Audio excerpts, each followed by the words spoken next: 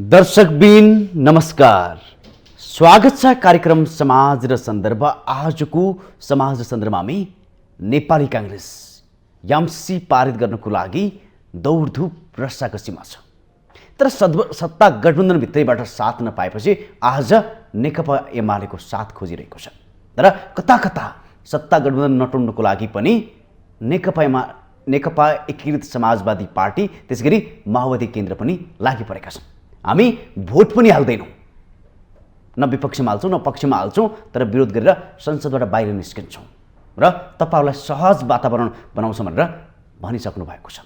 तर यो कुरालाई प्रधानमन्त्री शेरबहादुर देउवाले विश्वास गरेका छन्। त्यसपछि झन् अझ उहाँले यो संवाद तीव्रता नेकपा एमालेसँग बढाएका छन्। तर अझै पनि निर्केल त हुन सकेको छैन। एमसीसी पास हुन्छ कि हुँदैन भन्ने कुरा, पास होला भन्नेमा प्रधानमन्त्री शेरबहादुर देउवा नै विश्वस्त हुन सकेको छैन। अब के होला? यदि नेकपा एमाले साथ दिन्छ भने उसले शर्त चढाएको छ, 14 सांसदलाई कारबाही गर्नु पर्यो, त्यसपछि मात्रै हामी एमसीसीको लागि सहयोग गर्छौँ। त्यसो पनि नभयो भने सभामुखलाई महाअभियोग लगाउँ भनेर शर्त राखेको छ। अब नेपाली कांग्रेस कसरी अगाडि बढ्छ? अमेरिकाले 16 गतेसम्मको तारिक दिएको छ, 16 गतेसम्मको समय सीमा दिएको छ, फागुन 16 गतेसम्म। त्यसगरी फेब्रुअरी 28 सम्मको तारिक दिएको छ। अब कसरी नेपाली कांग्रेस अगाडि बढ्छ? आज देशमा सडकदेखि सदनसम्म विरोध छ। यो अन्योलताको बीच अब कांग्रेसले कसरी अगाडि बढाउँछ? र आज देशभरि जुन किसिमको वातावरण बनेको छ, यो वातावरण हेर्दाखेरि एमसीसीको विपक्षमा अझ आवाज बढ्दै गएको छ। किन नेपाली कांग्रेसले आम जनतालाई प्रश्न पार्न सकेन? र त्यसगरी आज हिजो एमसीसीको पक्षमा हुने पार्टी आज किन विपक्षमा उभिए? यी सबै विषय गरेर आज हामी संवाद गर्छौँ। संवादको लागि हामीसँग जोडिनु भएको छ नेपाली कांग्रेसका नेता शिव सुनार। अब नि आजको संवादमा उहाँलाई जोड्न चाहन्छु। तपाईलाई स्वागत छ। हस्, धन्यवाद खगेन्द्र। अब सुरुमै के प्रश्न गरे भने सत्ता गठबन्धनभित्रै तपाईँहरूको सहमति छैन एमसीसीको विषयलाई लिएर, तपाईँहरू अब कसरी अगाडि बढ्नुहुन्छ? धन्यवाद यो प्रश्नको लागि, समय र यो संवादका लागि पनि म तपाईँलाई धन्यवाद दिन चाहन्छु। खगेन्द्रजी, यो अहिले देशको राजनीतिक अवस्थालाई हामीले हेर्दाखेरि चाहिँ एकदमै तरल अवस्थामा छ। कतिखेर के हुन्छ, कुन मोडमा जाने हो, त्यो कुरा हामीले सायद आकलन गर्न पनि अलि समस्या परिराखेको छ। किन त भन्दा देशका राजनीतिक दलहरू, राजनीतिक शक्तिहरूमा एउटा यस्तो अस्थिरता, अविश्वास, विचलन र कहिले पनि कुनै कुराहरूमा अडानमा नबस्ने एउटा नेपालको परिपाटीले गर्दा साना साना कुराहरूदेखि लिएर ठुला कुराहरूमा पनि एउटा सङ्कट आउन सक्ने सम्भावना मैले देखेको छु। जहाँसम्म अहिले एमसीसीको विषयमा, सत्ता गठबन्धनको विषयको कुरा प्रश्न उठाउनु भएको छ, यो नेपाली कांग्रेस सत्तामा जानको लागि कुनै रहर थिएन, बाध्यता थियो। किन भन्दा संविधान रक्षाका लागि पनि, लोकतन्त्रको सम्वर्धनका लागि पनि र यो व्यवस्थालाई बचाउनका लागि पनि नेपाली कांग्रेस सत्तामा जानु एउटा अपरिहार्य अथवा बाध्यता जस्तो भएको थियो। किन त भन्दा 2/3 दिएको कम्युनिस्ट सरकारलाई, 2/3 नजिक पुगेको कम्युनिस्ट सरकारलाई यस्तै किचला, झिनामसिना, साँच्चै भन्नुपर्दा स्वार्थ, लोभ, अहमता र कसरी आफू चाहिँ तपाईँको चाहिँ बढी भाग खान पाइन्छ भन्ने इस्युका कारणले गर्दा कम्युनिस्टहरूमा एकता हुन सकेन। जसका बावजुद तपाईँको संविधानमाथि ठुलो प्रहार भयो, लोकतन्त्रमाथि ठुलो प्रहार भयो। त्यो जोगाउनका लागि कांग्रेसले यो खालको अग्नि परीक्षामा पुग्नुपर्ने अथवा सत्तामा चाहिँ जानुपर्ने एउटा अवस्था थियो। त्यसका लागि कम्युनिस्टहरूले नै हारगुहार गरे हो। फेरि कांग्रेसले भन्दा पनि कम्युनिस्टहरूले नै, जस्तै तपाईँको प्रचण्ड, उनीहरूको एउटा विवादका कारणले गर्दा नेकपा माओवादीका अध्यक्ष पुष्पकमल दाहाल प्रचण्ड र माधव नेपाल, जो अहिले समाजवादी, एकीकृत समाजवादी भनेर चिनिएको छ, सो पार्टीका नेता लगायत नागरिक समाज, आम तपाईँको चाहिँ अन्य दलहरूको पनि एउटा आग्रहका कारणले गर्दा सत्तामा जानुपर्ने एउटा बाध्यता रह्यो। र पछिल्लोचोटि जुन एमसीसीका कारणले गर्दा यो गठबन्धन पनि अब अगाडि जाने कि नजाने भन्ने जुन प्रश्न चिन्ह खडा भएको छ, त्यो चाहिँ गठबन्धनमा रहेका राजनीतिक दलहरूले यो देश, यो जनता अथवा यो अहिलेको अवस्थालाई चाहिँ निकास नदिकिन तपाईँको यो चाहिँ दुविधामा बस्ने हो भने त्यसको हिसाब किताब चाहिँ इतिहासले गर्नेछ, नेपाली जनताहरूले गर्नेछन्। र त्यसैले गर्दा उहाँहरू नबस्न नै पाउनुहुन्छ, छोड्न नै सक्नुहुन्छ, तर त्यसको मूल्य उहाँहरूले चुकाउनुपर्छ जस्तो मलाई लाग्छ। तपाईँले नै भनिसक्नुभयो, आज अस्पष्ट पार्ने काम अन्य पार्टीहरूले गरिराख्नु भएको छ। आम जनतामा आज एमसीसीको बारेमा विभिन्न खालका भरमहरू छन्। अझ भन्नै पर्दाखेरि नेता पछि पनि यसको संवाद फरक छ। हजुर यो भ्रम कसले फैलायो? यो तपाईँहरूको दायित्व प्रश्न गर्ने तपाईँहरूको दायित्व थियो कि अरू कसैले भ्रम फैलाएर आज सरकारले प्रश्न पार्न सकेन? कारण के हो? यो एमसिसी यस्तो एउटा विषय बन्यो जसलाई चाहिँ सहज विषय हो। म चाहिँ यसलाई अत्यन्त सहज विषयको रूपमा लिन्छु। किन भन्दा हामी आफू सक्षम छौँ भने कसैको केही कुरा चाहिँदैन भनेदेखि म लिन्न भन्न पाइन्छ क्या। मैले खगेन्द्रजीसँग तपाईँले मलाई केही कुरा दिनुभयो भने मसँग छ भने मैले लिन्न भन्न सक्छु। तपाईँले त स्वार्थपूर्वक दिन खोज्नु भयो क्या। मलाई लाग्छ उल्लो घर पल्लो घर तल्लो घर माथिल्लो घर हामी छिमेकी मिलेर बसेका छौँ, तर पल्लो गाउँमा नारायण पूजा लागेको छ। नारायण पूजाको प्रसाद माग्न हामी आफै गएका छौँ। मलाई नि नारायण पूजाको प्रसाद दिनुहोस् है भनेर हामी आफै माग्न गएका छौँ र नारायण पूजाको प्रसाद ल्याइसकेपछि उल्लो घर पल्लो घर तल्लो घरको छिमेकीले त्यो प्रसाद खाइस् भनेदेखि त्यसमा चाहिँ बिग्छ है त मर्छस् है भनेको भरमा अब खाने कि नखाने। किन भन्दा पूजा लागेको कुरा त प्रसाद हो नि। त्यो प्रसादलाई खान पनि हामीले चाहिँ माग्न हामी आफै जाने अनि खाना पनि दिइसकेको चिज लिएर आएर चाहिँ हामीले चाहिँ म खान्न भनेर दोष चाहिँ फेरि तपाईँको चाहिँ त्यो नारायण पूजा लाउनेलाई लाउनु हुँदैन जस्तो मलाई लाग्छ। त्यसो भए यो एमसिसी कसले मागेको? एमसिसी हामी नेपालीले नै मागेको, नेपालीका दलहरूले मागेको। अझ स्पष्ट रूपमा भन्नुपर्दा बाबुरामजी प्रधानमन्त्री हुँदा उहाँले माग्नुभयो, माधव नेपाल प्रधानमन्त्री हुँदा उहाँले त्यसलाई पनि तपाईँको सहमति गरे, झलनाथ खनाल चाहिँ तपाईँको चाहिँ प्रधानमन्त्री हुँदा उहाँको पनि त्यसलाई चाहिँ अगाडि बढाउनु भएको छ, त्यो एजेन्डालाई, त्यो एमसिसीलाई, त्यो प्याक्टलाई। त्यस्तै गरी तपाईँको केपी ओलीको पालादेखि लिएर हुँदा हुँदा काङ्ग्रेसको पनि सबै सरकार रहँदाखेरि देशमा त कहिले पनि स्थिरता छैन। हामी जेसुकै व्यवस्था परिवर्तन गरे पनि अवस्था त देशको चाहिँ सुदृढ हुन सकेका छैन। सधैँभरि तपाईँको चाहिँ अस्थिरता छ। यो अस्थिरताका कारणले गर्दा जतिपटक सरकार चेन्ज भयो त्यो सरकारका तपाईँको प्रधानमन्त्री, अर्थमन्त्री र सरकारले नै तपाईँको निर्णय गरेर यसलाई अगाडि बढाएको छ र यसमा कोही असुचो छैन। अहिले जो पार्टीहरू सडकमा जसरी उर्लिएका छन् आफ्ना भातृ संस्थाहरूलाई अथवा आफ्ना नेता कार्यकर्तालाई जसरी उचाल्नु भएको छ त्यो एकदमै गलत छ।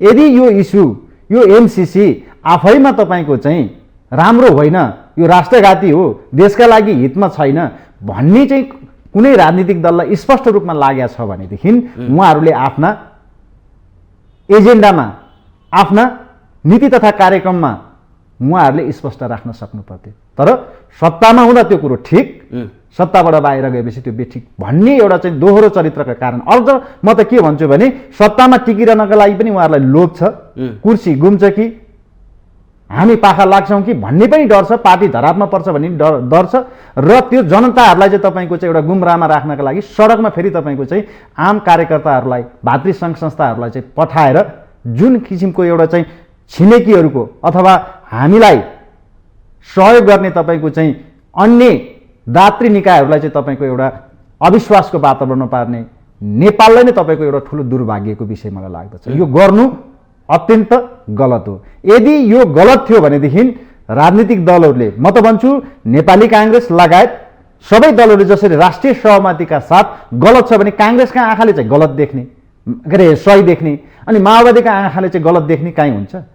लेखिएका ती अक्षरहरू, ती शब्दहरूलाई के नेपाली जनताले चाहिँ सबैले चाहिँ बुझ्न सक्ने गरी प्रश्न पार्नु पर्दैन थियो? म त के भन्छु भने काङ्ग्रेसले पनि यो समयमा बोल्न सक्नु पर्थ्यो अथवा नागरिक समाजले पनि समयमा यसलाई चाहिँ बोल्न सक्नु पर्दथ्यो।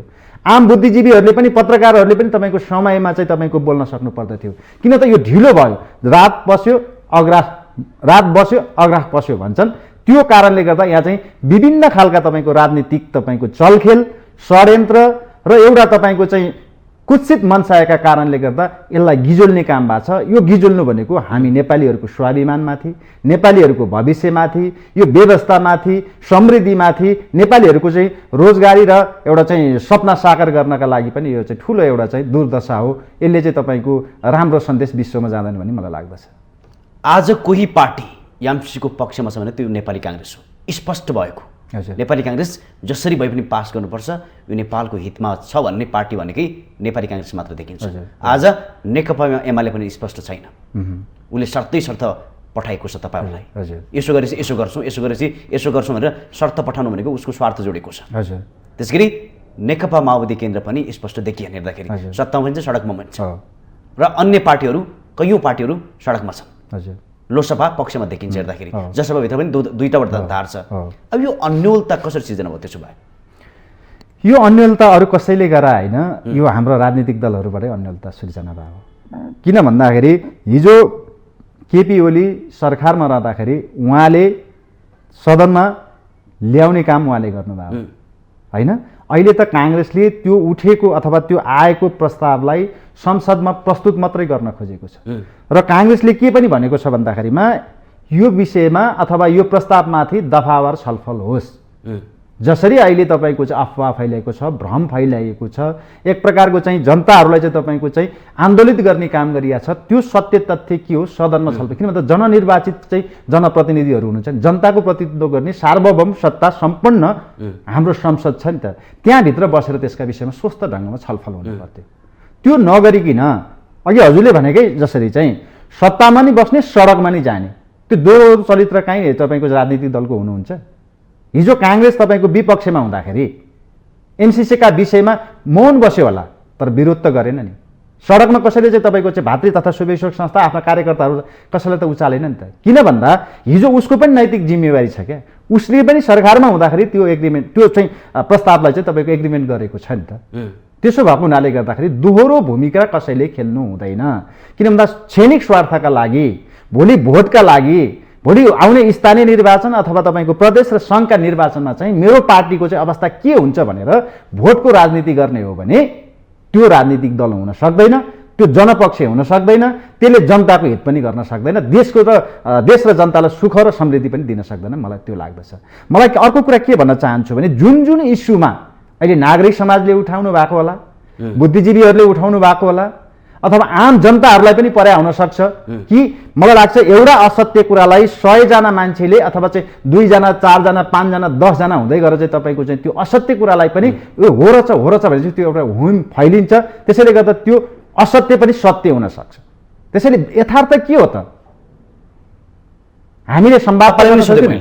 हजुर, आम जनतामा के भरम छ भने एमसिसी सम्झौता भयो भने अमेरिकाको सेना नेपालमा आउँछ, दमन गर्छ, त्यसगरी लेखा परीक्षण पनि अमेरिकाकै हुन्छ, बौद्धिक सम्पत्ति पनि अमेरिकाकै हुन्छ, अनि हाम्रो संविधानभन्दा माथि हुन्छ र यहाँ भोलि अनैतिक कामहरू पनि गर्न सक्ने सम्भावना धेरै छन् भनेर बुझाइ परेको आम जनतामा छ। एकदम सही भरममा आम जनता परेका हुन् कि तपाईँहरूको एमसिसीमा यही लेखेको छ, तपाईँहरूले चाहिँ भरम र स्पष्ट पार्न नखोज्नु भएको तपाईँहरूले? एकदमै सही प्रश्न गर्नु। वास्तवमा अहिले जुन एमसिसी जुन हाम्रो अमेरिकी सहयोग छ त्यो स्पष्ट रूपमा कुन क्षेत्रका लागि के कामका लागि भनेर तोकिया छ। हेर्नुहोस् है, एउटा कुरो रकम थोरै होला, धेरै होला, त्यो आफ्नो ठाउँमा छ, तर उसको समय सीमा पनि दिया छ। उसले कार्य सम्पादन गर्नका लागि पनि के एउटा नीति योजना पनि बनाएको छ, जस अन्तर्गत उसले के भने अब त भन्दाखेरिमा हामीले 5 वर्षभित्रमा यो कार्य सम्पादन गर्नुपर्छ भनेको जस्तै हाइड्रो ट्रान्समिसन लाइन र सडक सञ्जाल भन्दा बाहेक अरूमा हामीले यसलाई लगानी गर्न पाउँदैन। किन भन्दा हाम्रा नेताहरूप्रति, यो देशका चाहिँ तपाईँको राजनीतिक दलप्रति पनि दात्री निकायहरूलाई केही शङ्का हुन सक्छ। यसरी बुझ्नुपर्छ, मलाई चाहिँ त्यो लाग्दछ है। किन भन्दाखेरि समयमा काम गर्न नसक्ने कुनै योजना, कुनै चाहिँ प्रोजेक्टहरू चाहिँ 5 वर्ष चाहिँ उसको चाहिँ अवधि हो भने तपाईँको 15-20 वर्ष लाग्ने। जस्तै हामीले मेलम्ची खानेपानीलाई हेरौँ त होइन, कृष्णप्रसाद भट्टराईले चाहिँ देखाएको सपना अहिले पनि पुरा भएको छैन क्या। आयो अलिकति पानी, तर त्यसको लागत बढेको छ, त्यो सबै चाहिँ लोड कसलाई परेको छ त? नेपाली जनताको टाउकोमा परेको छ नि त। त्यसैले गर्दाखेरि यहाँ अमेरिका सेना आउँछ भन्ने भ्रम राख्नु हुँदैन। किन भन्दाखेरि अमेरिका सेना यहाँ आउनुपर्ने अवस्था मैले किन देख्दिनँ त भन्दाखेरि त्यो विकासका लागि दिएको अनुदानका लागि हामीले सही ढङ्गले सदुपयोग गऱ्यौँ, समयमा सम्पन्न गऱ्यौँ होइन। दायाँ बायाँ केही गरेनौँ भने अमेरिका सेना किन आउनुपर्ने, के का लागि आउनुपर्ने? र फेरि अर्को कुरा म तपाईँलाई भन्न चाहन्छु खगेन्द्रजी, अमेरिका जस्तो एउटा चाहिँ शक्तिशाली राष्ट्र होइन, उसले चाह्यो भने मलाई लाग्छ नेपालमा अमेरिका सेना आउनलाई चाहिँ फेरि चाहेको अवस्थामा है त्यो रोक्न सक्दैन। किन भन्दाखेरि ओस्मा बिन लादेन पाकिस्तानको सैनिक शिविरबाट तपाईँको चाहिँ 1 किलोमिटर नजिक चाहिँ ऊ चाहिँ लुकेर अन्डरग्राउन्ड भएर बसेको अवस्थामा अमेरिकाका सेनाहरूले अथवा तपाईँको चाहिँ कमान्डोले आएर उसलाई चाहिँ त्यहाँनिर चाहिँ डेथ गर्यो, त मार्यो नि त। थाहा भयो पाकिस्तानलाई हामीभन्दा त अलिकति धेरै सेनै होला, हामीभन्दा पनि बढी चाहिँ तपाईँको चाहिँ इन्टेलिजेन्ट होला, तैपनि त्यो सकेन। त्यसैले गर्दा मैले के भन्दाखेरि यही इस्युमा अमेरिका सेना आउँछ भन्ने कुरा मलाई विश्वास छैन। अर्को कुरा तपाईँले राख्नुभयो, तर कानुनी पाटो तपाईँहरू दिँदै हुनुहुन्छ भन्ने म कुरा भन्दैछु यो कुरा चाहिँ किन भन्दाखेरिमा यो कुरा अमेरिकाले सदनबाट पास गर भनेर भनेका हाम्रै नेताहरूको कमजोरी, यही राजनीतिक दलहरूको कमजोरी छ। किन भन्दा काम गर्ने वातावरण सहज हुन सक्दैन। यहाँ नियम कानुन जस्तै हाम्रा छन् नि त, वनको एउटा कानुन छ होइन, जङ्गलको एउटा कानुन छ होइन, त्यसपछि भूमि सुधारको अर्को कानुन होला, अझ अर्को चाहिँ तपाईँ मुआब्जाका अर्का समस्याहरू होलान्। यी सबै एक मन्त्रालय अथवा एक मन्त्रालय अन्तर्गतको कानुन अन्तर्गत अर्कोले चाहिँ तपाईँको चाहिँ काम गर्नका लागि केही समस्या पार्ने भएको हुनाले गर्दा ती सबै कुरालाई चाहिँ समायोजन गर है, सहज गर है भन्ने उसले राख्न सक्ला, अथवा हामीले पनि त्यो राखे हुन सक्नुला। त्यसैले गर्दाखेरिमा अरू चाहिँ सबै सहयोगहरू चाहिँ संसदमा लानुपर्ने, यो चाहिँ किन लानु पर्यो भन्ने विषयमा मलाई लाग्छ त्यो अमेरिकाले नै यो कुरा प्रस्ताव राखे होइन, हाम्रै राजनीतिक दलहरूले हामीले नै तपाईँको चाहिँ यसलाई चाहिँ सामान्य बहुमतबाट पारित गरेर हामी चाहिँ यसलाई लागू गर्छौँ है भन्ने एउटा चाहिँ कमिटमेन्ट नेपालीहरूले नै गरे हो, नेपालका दलहरूले नै गरे हो कि।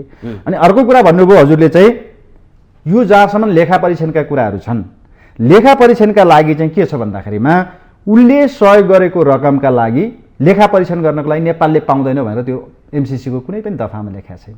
मात्र के छ त भन्दाखेरि त्यसको मोनिटरिङ चाहिँ हामी गर्छौँ है, भनेको काममा पैसा लगानी भयो कि भएन त्यो विषयमा चाहिँ हामीले हेर्छौँ र जुन अनुसारको चाहिँ काम हुनुपर्ने। हाम्रो त यहाँ त के छ भन्दाखेरि 2 रुपियाँको काममा 25 पैसा पनि चाहिँ सम्बन्धित योजनामा नहुने, अरू 1 रुपियाँ 75 पैसा चाहिँ तपाईँको अरूतिर चाहिँ जाने, दुरुपयोग हुने हाम्रो परिपाटी छ। त्यो अनुसार चाहिँ हामीले पनि गर्छौँ है भनेर भन्ने उहाँहरूको एउटा चाहिँ हुनसक्छ। र अर्को कुरा हजुरले राख्नुभयो कि यो कारणले गर्दाखेरि अमेरिकाको कानुन नेपालमा लागू हुन्छ कि अथवा नेपालको संविधान र कानुनभन्दा यो माथि छ भनेर चाहिँ जुन हजुरले भन्नुभयो, त्यो विषयमा नेपालको कानुन नेपालको संविधानभन्दा त्यो अरू कुरा उसले हामीले मान्नुपर्छ भन्ने पनि शर्त मैले त्यहाँ देखाएको छैन।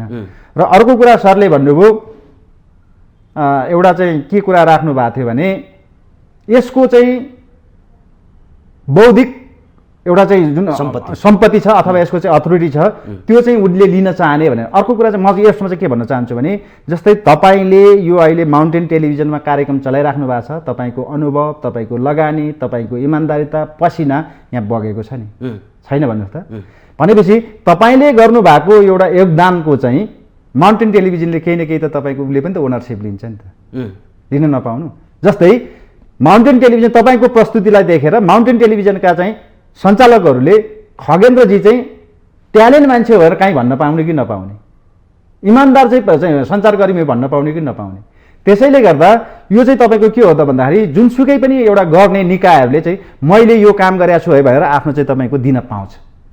उदाहरणको लागि म एउटा कुनै व्यवसाय गर्छु भने त्यो व्यवसायको चाहिँ एउटा कन्सर्न गर्ने चाहिँ एउटा चाहिँ तपाईँको चाहिँ कन्स्ट्रक्सन कम्पनीले मैले फलानु बिल्डिङ मैले बनाओ भनेर उसको आफ्नो चाहिँ एउटा बायोडाटामा राख्न सक्छ।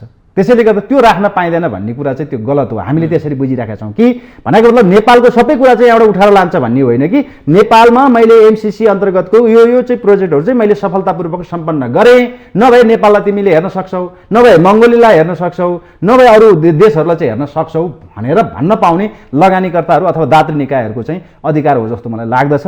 त्यो मात्र रिफ्रेसका लागि लिने कुरा हो जस्तो मलाई लाग्यो। त्योभन्दा बढी अरू हामीले लम्ब्याउनुपर्छ अथवा त्यो गलत हो भने, यदि गलत छ भने पनि म त के लाग्छ भने तपाईँ हामी त एउटा आम नागरिक हौँ नि, एउटा राजनीतिक दलसँग जोडिएको चाहिँ हामी म एउटा पूर्वाग्रह पनि हुन सक्ला नि त। तर संसदभित्र रहेर छलफल त गर्न सक्यो नि, त्यसका दफाका विषयमा त्यसका उपदफाका विषयमा त्यो कुरा लेखिया छ के हो त त्यो विषयमा चाहिँ त्यहाँभित्र चाहिँ छलफल गरेर जानुपर्छ, न कि प्रस्तावै गर्नु हुँदैन, छलफलै गर्नु हुँदैन, त्यसका विषयमा चाहिँ विपक्षमै हुनुपर्छ, संसद बहिष्कारै गर्नुपर्छ, हामी चाहिँ त्यहाँनिर चाहिँ तपाईँको चाहिँ हाम्रो उपस्थिति नै हुनु हुँदैन भन्ने कुरा चाहिँ गलत हो। यो गैर जिम्मेवारी काम मलाई लाग्दछ। अब यो विषय नेपालभित्र मात्र रहेन, हजुर चीनले पनि आफ्नो मुख खोलेको छ। चीनका विदेश मन्त्रालयका प्रवक्ता हुआ चेन इङले के भनिन् भने बुधबारको पत्रकार सम्मेलनमा अमेरिकी जनताले नेपाललाई सहयोग गर्यो, त्यो पनि अल्टिमेटम थपेर।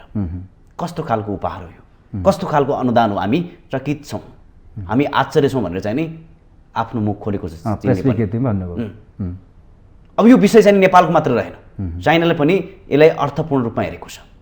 भन्नै पर्दाखेरि ऊ यसको विपक्षमा देखेको जस्तो देखिन्छ। यो कस्तो खालको उपाय हो भन्दाखेरि अनुदान भनिएको छ, शर्त थपिएको छ, ताकेता गरेको छ, धम्कीपूर्ण संवादहरू गरेको छ। यो कस्तो खालको? यो चीनलाई शोभनीय छैन भनेर चाहिँ नि उसले आफ्नो स्पष्ट पारिसक्नु भएको छ। अब योलाई कसरी लिनु भएको छ? तपाईँहरूको लागि मात्रै अब यो विषय बनेन, अब छिमेकीहरूको लागि पनि चासोको विषय बन्यो। मैले अघि नै नारायण पूजाको प्रसादको कुरा यही भएर गरेको थिएँ खगेन्द्रजी। किन भन्दाखेरि हामीले माग्न जाने हामी नेपाली, हाम्रो चाहिँ नेपाल, हाम्रा सरकारहरू, यही राजनीतिक दलले चाहिँ त्यो सहयोग हामीलाई, अनुदान हामीलाई चाहियो भनेर हामी माग्न जाने, अनि छिमेकीले चाहिँ तपाईँको त्यसमा विष हाल्या छ है, त्यो चाहिँ तिमीलाई झाडा लाग्छ है, तिमीलाई पखाला लाग्छ है, त्यो नल्याऊ भनेर भन्न मिल्दैन। किन भन्दा हामीले त चीनले दिएको सहयोग पनि हामीले ल्याएका छौँ, भारतको पनि सहयोग हामीले ल्याएका छौँ। किन भन्दा हामी देशै त्यस्तो छौँ क्या, हामीले अरूको सहयोग नलिकन।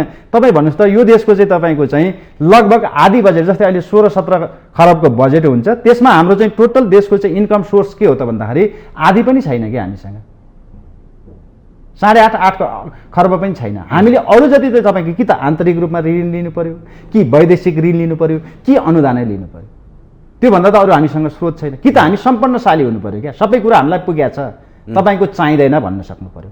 मेरो भनाइ नै यहीँनिर हो क्या। जस्तै मैले देखाएको के हो भन्दाखेरि यस्तै विवादका कारणले गर्दा पैसा थोरै हो, तर हामीले अन्तर्राष्ट्रिय रूपमा चाहिँ हाम्रो दात्री निकायहरू अथवा दात्री राष्ट्रहरू, दात्री चाहिँ संस्थाहरूप्रतिको चाहिँ हाम्रो विश्वसनीयता के? भोलि देशको अर्थतन्त्र कहाँ पुग्छ? भोलि हामीले कि त हामी सम्पन्न छौँ, तिम्रो केही चाहिँदैन भन्न सक्ने आँट पनि हामी नगर्ने, हाम्रा नेताहरू नगर्ने, राजनीतिक दलले नगर्ने।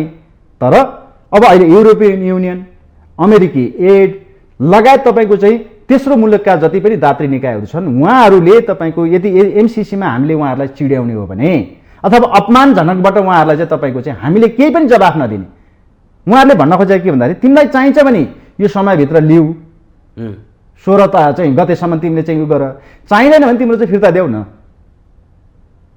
त्यही मात्रै भने हो क्या। हामी चाहिन्छ पनि भन्न नसक्ने, भन्दाखेरि चाहिँ दोहोरो कुरा के भन्दाखेरि चाहिन चाहिँ हामीलाई चाहिन्छ, लिन चाहिँ हामी लिन्छौँ, तर हाम्रो शर्त मान भनेको छ। अब शर्त पनि कस्तो भनेको छ त भन्दाखेरिमा पहिला एउटा कुरामा चाहिँ तपाईँको एग्रिमेन्ट भइसकेको छ, अब अहिले त्यो कुरालाई चाहिँ तपाईँको फेरि मान्दे भनेको छ, फेरि पत्र लेखाएको छ क्या। हाम्रै नेताहरू चाहिँ के हुन्छ त पत्र लेखाएको छ क्या, एमसिसीका तपाईँको चाहिँ नियोगलाई चाहिँ हामीले पत्र लेखेर भन्छौँ यति समयसम्म हामीलाई दिए पनि भनेको छौँ। भनेपछि यो कुरामा मलाई के लाग्छ भन्दाखेरि छिमेकी राष्ट्र हाम्रो, चाहे भारत होस् चाहे चीन होस्, जस्तै BRI हामीले लिइसकेका छौँ होइन, त्यस्ता अन्य प्रोजेक्टहरू हामीले ल्याएको छौँ। मलाई लाग्छ जस्तै तपाईँको चाहिँ यो 2050 सालको हाराहारीमा जसरी हाम्रो चाहिँ अरुण तेस्रो जलविद्युत आयोजना थियो नि, विश्व बैंकले तपाईँको अनुदानमा बनाइदिन लागेका प्रोजेक्टलाई हामीले के देख्यौँ त भन्दा हामी धेरै चाहिँ तपाईँको चाहिँ राष्ट्रवादी भयौँ र त्यो पत्र लेख्यौँ, जसले गर्दा हात झिक्यो। देख्नु भएन हजुरको 15-16 वर्षसम्म त देश त लोड सेडिङबाट चाहिँ 18 घन्टासम्म लोड सेडिङ बेहोर्नु पर्यो। त्यो बेलामा त्यो बन्द भए आज नेपालीहरू त्यसको रोयल्टी खाएर इन्कम सोर्स माथि हुन्थ्यो होला, देशको चाहिँ आम्दानी स्रोत बढ्थ्यो होला, बजेटको चाहिँ स्वरूप पनि बढ्थ्यो होला, पूर्वाञ्चलका चाहिँ तपाईँको धेरै चाहिँ तपाईँका जनताहरूले तपाईँको धेरै अवसरहरू पाउँथ्यो होला। जस्तै अहिले फास्ट्यागको कुरा हामीले गरेका छौँ नि, फास्ट्याग तपाईँको चाहिँ दात्री निकायहरूले चाहिँ तपाईँको बनाइदिन्छु भन्दाखेरि होइन, विदेशीको चाहिँ हस्तक्षेप भयो, विदेशीको लगानी हामी स्वीकार्दैनौँ भन्यौँ, स्वदेशी नै हामीले गर्न थाल्यौँ। त्यसको अहिले चाहिँ बनिसक्नुपर्ने 5 वर्ष अगाडि बन्न सक्नुपर्ने प्रोजेक्ट अहिलेसम्म तपाईँको चाहिँ भएको छैन, अल्पत्र छ। त्यसले गर्दा तपाईँको कति धेरै घाटा भएको छ क्या, देशलाई कति धेरै घाटा भएको छ क्या। त्यसैले गर्दाखेरि मलाई लाग्छ जस्तै खाडी मुलुकहरू जुन अरब कन्ट्रीहरू छन्, त्यहाँनिर पनि तपाईँको के छ भने तेलको खानी समुद्रमा थियो, तर उनीहरूसँग साधन स्रोत थिएन। उनीहरूले बहुराष्ट्रिय कम्पनीहरूलाई के गरे त लगानीका लागि चाहिँ आह्वान गरे। उनीहरूले चाहिँ तिमीले 60% तिमीले लैजाऊ, 40% चाहिँ तपाईँको चाहिँ हाम्रो देशलाई चाहिँ देऊ भनेपछि आज ती मुलुकका नागरिकहरू कति चाहिँ समृद्धशाली छन्।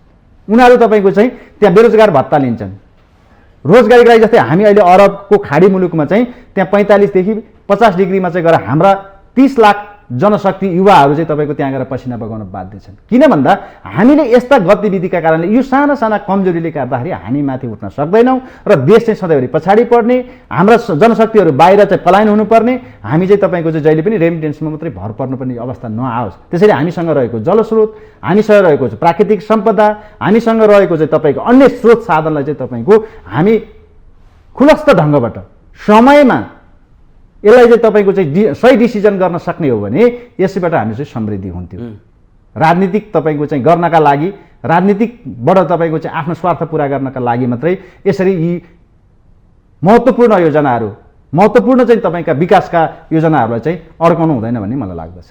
अब अर्को पाटो जोड्नु चाहे। हजुर, आज विगत केही दिन यता देशका विभिन्न ठाउँमा प्रदर्शन भइरहेको छ।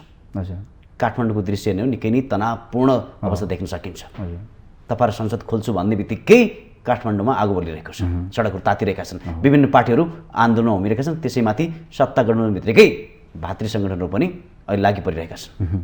यता आगो बलिरहेको छ। चाइनाका कम्युनिस्ट पार्टीहरूका चाहिँ नि विदेश विभाग प्रमुख उपप्रमुख पनि यता भेट्न खोजिरहेका छन्, संवाद गरिरहेका पनि छन्। यसै बिचमा फेरि अमेरिकाका ऱ्यान्डी बेरी पनि कहिले बालकोट पुगिरहेछन्, कहिले अरूसँग संवाद गरिरहेका छन्। यो अन्योलताको बिचमा न अमेरिकाले पनि जवाब दिएको छ। यस्तो अवस्था भएको किन हो खास?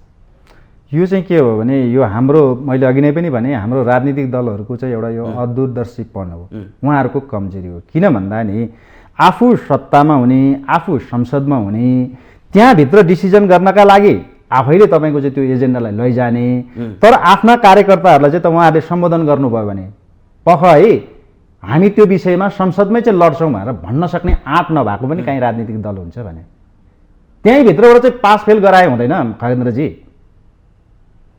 ल प्रचण्डजीलाई फेल गर्नु छ भने त्यहीँ भित्रबाट फेल गरायो भयो नि त, सरकार छोडेर फेल गरायो भयो नि त, गठबन्धनबाट बाहिर निक्लेर फेल गरायो भयो नि त। आफू निर्णय गर्न नसक्ने त्यो काहीँ नेता हुनसक्छ, काहीँ नेतृत्व लिन सकिन्छ। अहिले गरेको के भन्दाखेरि यही राजनीतिक दलहरू, चाहे त्यो तपाईँको चाहिँ समाजवादी, एकीकृत समाजवादी भन्नुहोस्, चाहे माओवादी भन्नुहोस्, चाहे अन्य चाहिँ सत्ता गठबन्धनका पनि नेता कार्यकर्तालाई सडकमा उतार्ने काम गरिरहेका छन्। प्रचण्डजी एउटा कुरा बोल्नुहुन्छ, उहाँका अरू नेताहरू अर्को कुरा बोल्नुहुन्छ। यो द्वैध चरित्र भयो। यसका कारणले गर्दा नि यो अहिले सडक तातेको, सडकमा तपाईँको चाहिँ नारा जुलुस लागेको, सडकमा तपाईँको चाहिँ धेरै खालका धरपकडहरू भएको छ। त्यो अत्यन्त दुःखदायी कुरा हो। किन भन्दा कि त सडकबाट निर्णय गरौँ,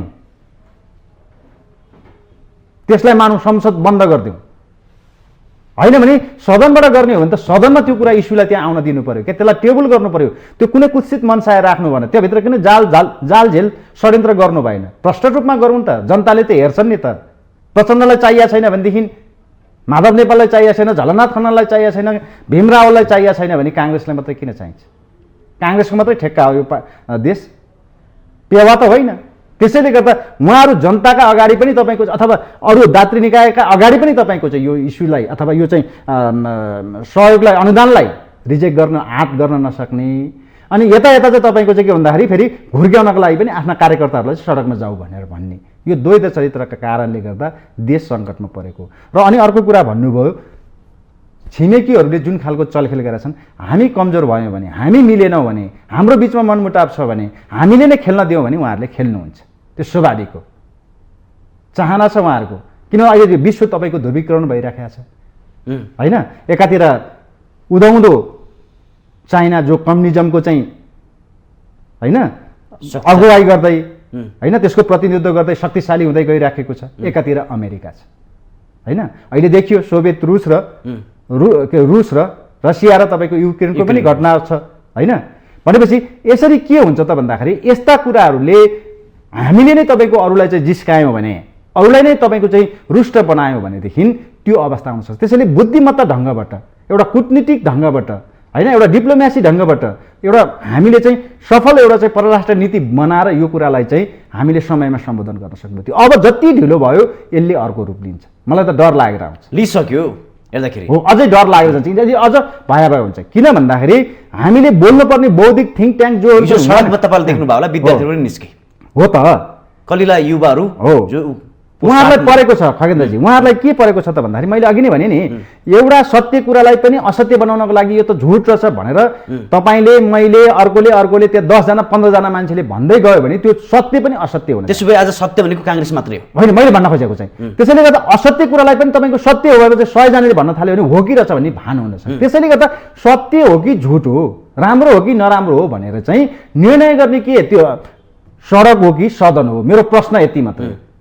सरकारमा बस्ने, सरकारको सुविधा सबै लिने, राजनीतिक दलको हैसियत पनि कायम गर्ने होइन। हिजो तपाईँको चाहिँ जनताले दिए होइन भने त्यही जनताले दिएको 2/3 चाहिँ मतलाई तपाईँको जोगाउन नसक्ने पानी मरुवाहरू डर छेरोहरू फेरि तपाईँको चाहिँ जनतालाई सडकमा उतारेर सदनमा चाहिँ तपाईँको अवरुद्ध गरेर चाहिँ निर्णयको अनिर्णयको बन्दी बनाउने चाहिँ यो काम जुन भएको छ यो खेदजनक छ, दुःखदायी छ। यसले देश र जनतालाई केही हुन सक्दैन। त्यसैले गर्दा म त संयमित हुनका लागि आम राजनीतिक दलका कार्यकर्ताहरूलाई पनि, आम विद्यार्थीहरूलाई पनि, आम नागरिक अगुवाहरूलाई पनि, बुद्धिजीवीहरूलाई पनि म के भन्न चाहन्छु भन्दाखेरि यो विषयलाई हामीले राजनीतिक दललाई छोड्ने हो भने राजनीतिक दललाई छोड्न सक्नु पर्यो, होइन हामीले गर्ने हो भने यसका विषयमा तपाईँको चाहिँ हामीले गर्ने भनेर जानुपर्छ।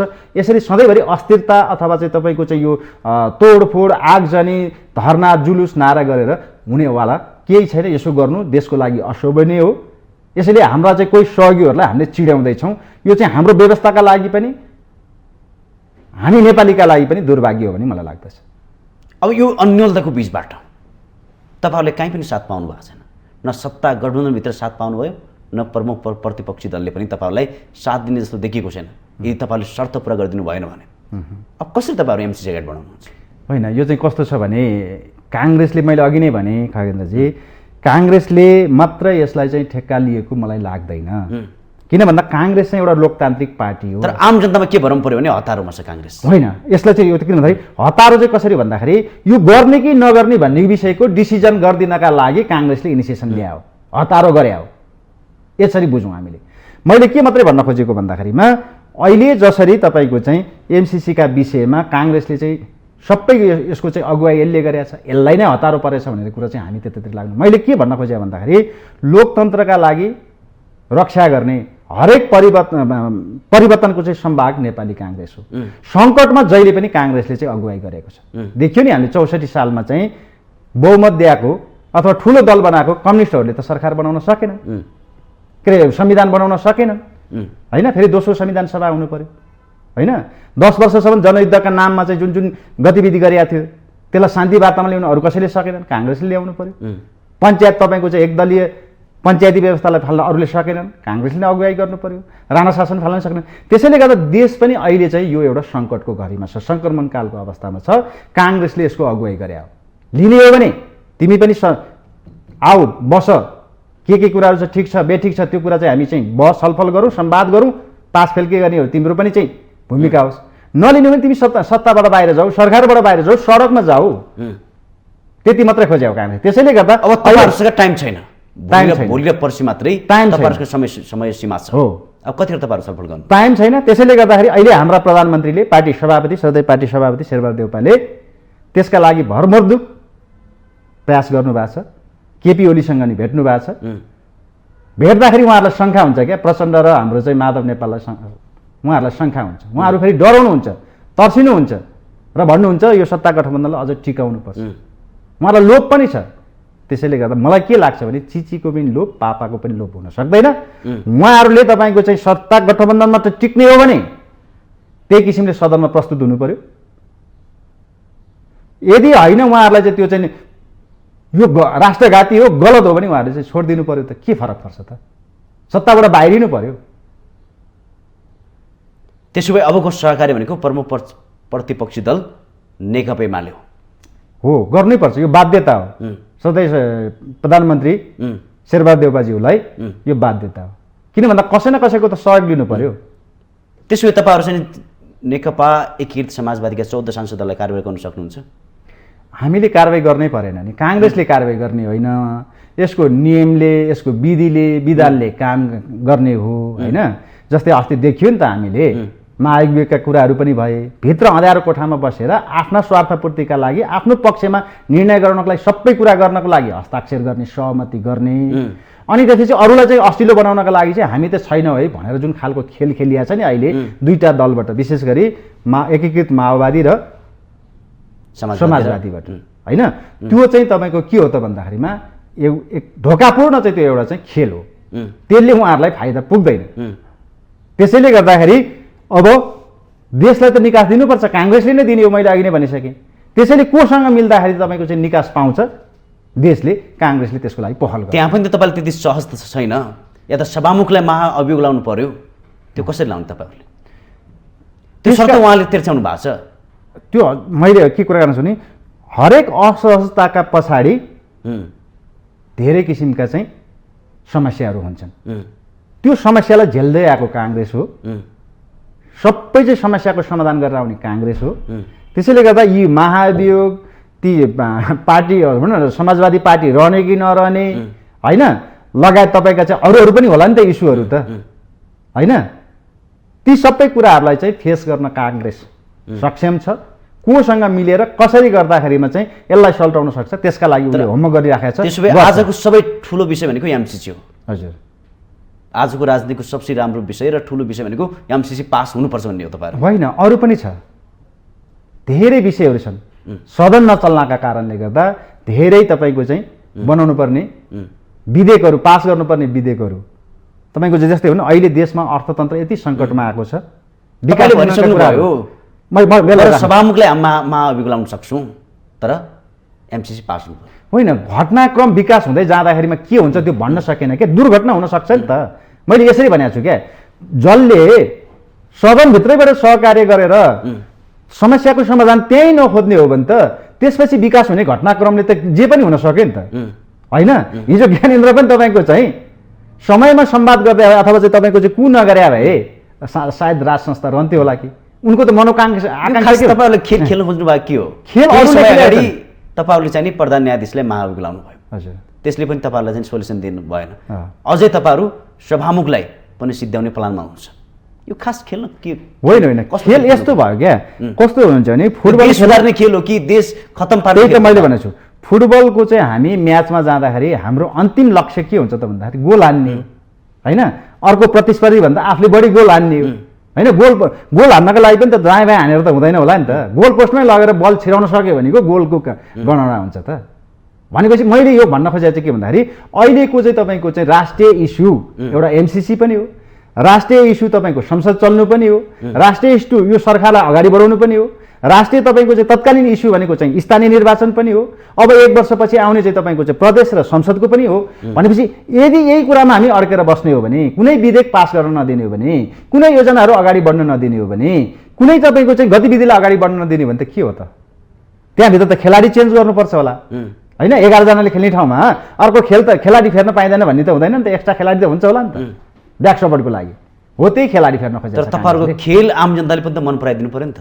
त्यो त गोल हानेपछि मन पराउँछ कि, जित्यो भने गोल हान्यो भने आहा गोल हान्यो भनेर भन्ने हुन्छ। खेल्दाखेरि कहिले काहीँ बाङ्गो टिङ्गो नि हानिन्छ। हामीले भने जस्तै गोल हान्दै हुन्थ्यो भने त मलाई नि लागेको हुन्छ क्या। हेर्दाखेरि चाहिँ म भए चाहिँ ड्याम्मै गोल पोस्टभित्र छिराउँथ्यो भने हुन्छ, उसले चाहिँ हान्न चाहिँ उसले भन्छ तर मेरो खुट्टो नि बाङ्गेर यसरी हान्दै हुन्थ्यो भनेर चाहिँ मैले जिउ मर्काउँछु क्या। अहिले भए त्यति हो। त्यसैले गर्दाखेरिमा यो अप्रिय निर्णय हुनसक्छ तर इतिहासमा काङ्ग्रेसले गरेको जुन एउटा चाहिँ जिम्मेवारी भूमिकाको मूल्याङ्कन हुने दिन आउनेछ। म त्यसरी चित्त बुझाउँछु। म नेपाली जनताहरूलाई पनि म त्यसरी चाहिँ चित्त बुझाउनको लागि आएको छु। किन भन्दा अहिले चाहिँ हामीलाई तातो भन्छ, मैले अहिले भने जस्तो चाहिँ असत्यलाई पनि सत्य गर्ने कुराहरू चाहिँ जुन खालको एउटा चाहिँ हुइम माहौल चल्या छ। त्यसैले गर्दा काङ्ग्रेसभित्रकै साथीहरूलाई पनि एमसिसी मन परे नहुन सक्छ। किन भन्दा काङ्ग्रेसले नै बुझाएको छैन नि त के हो एमसिसी, त्यसभित्रका दफा उपदफामा के कुरा लेखेको छ, यो राष्ट्रघाती हो कि राष्ट्रहितमा छ भन्ने कुरालाई पनि हामीले स्कुलिङै गर्न सकेका छैन। त्यसैले गर्दा सबै हामी गुमराहमा छौँ, त्यसकै पछाडि लागेका छौँ। त्यसैले यदि यो एमसिसी पास भएको खण्डमा पनि नभएको खण्डमा पनि यसको डिसिजनमा पुर्याउने काम त अरू पार्टी जस्ता कम्युनिस्टहरूले चाहिँ पटक पटक लिङ्गरिङ गरेर चाहिँ तपाईँको चाहिँ जुन अड्काएर राखेको छ नि त्यो कुरा चाहिँ अड्काउने चाहिँ गाँठो फुकाउने काम काङ्ग्रेसले गरेको हुनाले गर्दा यसको श्रेय पनि काङ्ग्रेसलाई जान्छ, इतिहासले मूल्याङ्कन गर्छ। भोलि अर्थात् फागुन 15 गते हजुर सदन चल्दैछ। तपाईँहरूले सदन चल्न नदिइकनै दुईचोटि तपाईँहरूले सदन सार्नुभयो। सम्भवतः अनुमोदन गर्ने वातावरण सिर्जना भएपछि तपाईँहरूले सार्नुभयो। अब भोलि तपाईँहरू फेरि सदनमा जाँदै हुनुहुन्छ, सदनमा पास गर्न सक्ने तपाईँहरूसँग क्षमता छ भोलि? अब पास गर्ने कुरा तपाईँले चाहिँ भन्नुभएको छ, तपाईँसँग धेरै समय पनि छैन। हजुर जम्मै 2 दिन बाँकी छ। त्यसपछि अमेरिकाको हातमा छ। अन्त त धेरै पटक ताकेता दिइसकेको छ, अझै पनि ताकेता नदेला भन्ने सकिँदैन, देला। तर अहिलेको संवाद गर्दाखेरि 2 दिन बाँकी छ। त्यो सम्भावना देख्नुहुन्छ तपाईँले?